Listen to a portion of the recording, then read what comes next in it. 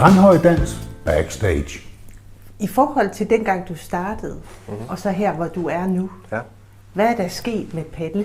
Altså, hvor er du henne i forhold til den unge mand? Jamen, jeg er blevet en gammel mand. Du tænker nok mere kunstnerisk, gjorde du ikke? Jamen, ja. I begyndelsen var det alt var en kamp. Det har altid været en kamp. Indtil jeg gav op over for Aarhus Kommune i 17. Jeg brugte alt for mange kræfter indtil da på at kæmpe for en overlevelse for dansen. Lige siden har det været mere afslappet for mig at være kunstner. En danseforestilling, og ja, også musik, omkring en virkelig gammel kirke i Vendsyssel fra 1200-tallet, som de var nødt til at fjerne, fordi havet kravede sig ind, eller hvordan? Hvordan får du det koblet, sådan en gammel kirke ude på Vestkysten, til noget teater og musik her midt i byen? Hvordan er den kobling? Jamen, det ved jeg faktisk ikke. Men jeg har jo et tema, og temaet med det er ikke Mårup Kirke, det er længsel efter noget, der ikke eksisterer mere. Mårup Kirke eksisterer ikke mere. Jamen, jeg tror, at vi alle sammen har længsel i os. Det er helt overbevist om, vi har på forskellige vis. Og det bedste eksempel er jo den første forelskelse, man oplever. Den kan jeg stadigvæk længes efter. Den naivitet, man havde, den der fuldstændig hengiven til en forelskelse. Men du kan ikke få den igen, fordi det er ikke den første gang næste gang. Så det er en anden forelskelse.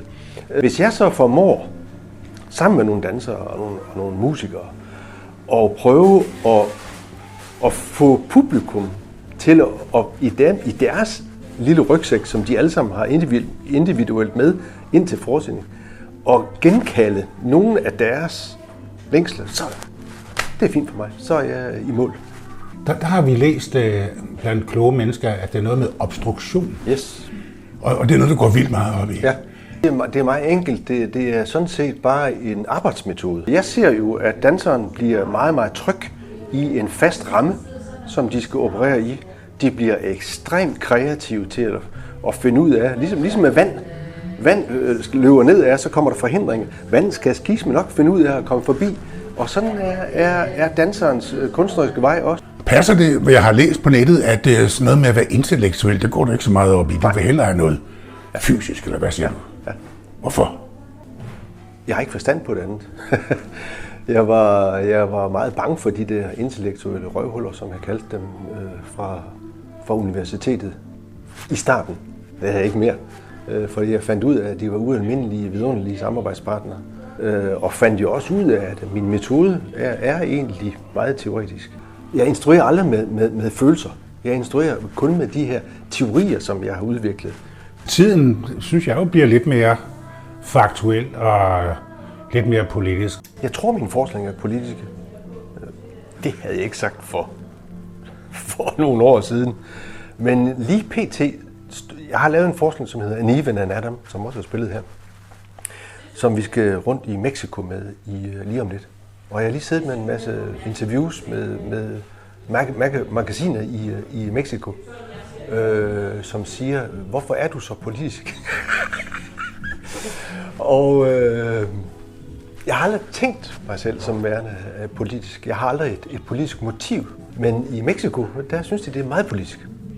Og det er en af mine store privilegier. PT har vi spillet i 50 forskellige lande, så jeg har jo mødt mange spændende modtagelser af noget, som var for mig tænkt på en måde, men blev opfattet på en helt anden måde.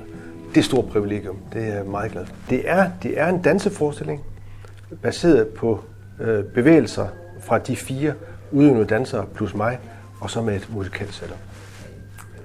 Og det er vidunderligt skønne. Det er vidunderligt skønne mennesker. Jeg glæder mig til at se det. Tak for at snakke. Tak, selv tak. Jeg er bange for, at jeg har kørt forventningerne for højt op. Nej, det tror jeg ikke. Bare man smækker en dør hårdt nok, så er det 2 andre, der åbner sig.